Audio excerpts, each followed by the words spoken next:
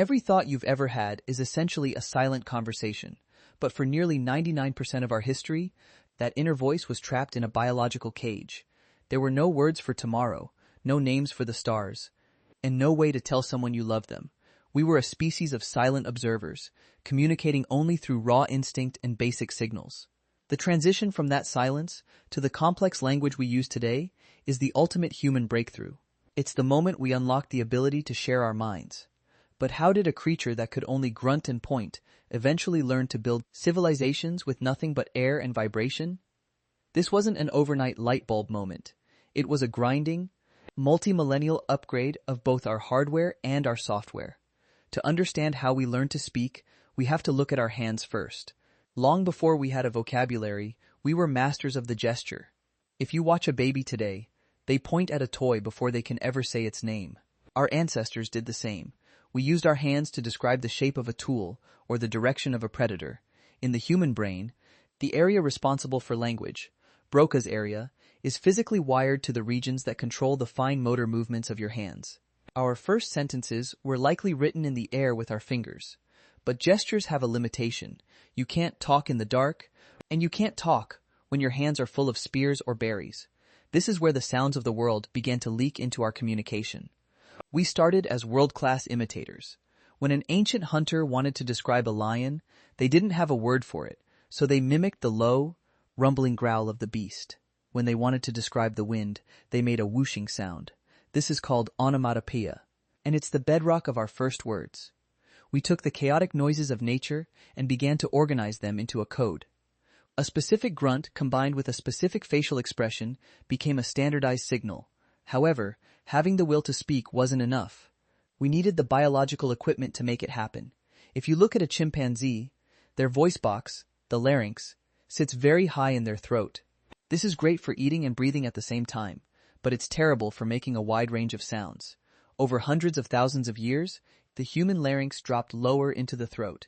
This created a larger resonating chamber, a space where our tongues could move with the precision of a high-end musical instrument. At the same time, our brains were expanding, specifically in the areas that link a sound to an abstract concept. We stopped just making noises and started creating symbols. This internal and external evolution was fueled by a desperate need for cooperation. Survival in the ancient world was a team sport. You couldn't take down a mammoth or navigate a drought by yourself. Hunting and gathering required high-level coordination. You had to agree on a plan, assign roles, and warn others of hidden dangers. Language was the killer app that made this cooperation possible. It allowed us to share a mental map of the world. Once we could say, "There is water 3 days to the north." We broke the barrier of the here and now. We started talking about the past and speculating about the future. But the most fascinating part of this journey involves the smallest members of the tribe, the children. For ancient children, learning to speak was an act of pure observation. They didn't have grammar books or classrooms. They sat around the campfire and listened to the rhythmic babbles of the adults. They watched how a certain sound always followed a certain action. They imitated, they failed, and they tried again. This constant loop of trial and error among the youth is what refined raw sounds into the complex systems of grammar and syntax we use today. Children didn't just learn language. They were the ones who helped polish it into a tool of precision. The strange part is that we didn't just use this new power for survival, we used it to manage our social lives.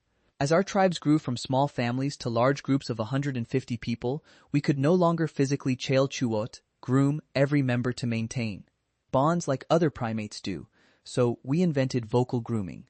We call it gossip. We used language to figure out who was trustworthy, who was a hero, and who was a liar. Language became the social glue that held the tribe together. It allowed us to bond with multiple people at once, just by talking. Today, we use this same ancient system to do everything from ordering a Starbucks to debating philosophy on the internet. We've traded the campfire for a smartphone, but the underlying drive is identical. We are still just trying to touch another mind across the void. We still use the same FOXP2 gene and the same dropped larynx that our ancestors evolved in the African savanna. Every time you explain a concept to a friend or tell a story to a child, you are using a technology that took 300,000 years to perfect. Maybe our ancestors understood that the most powerful thing we possess isn't a spear or a fire, but a shared idea. Language turned individual humans into a collective force.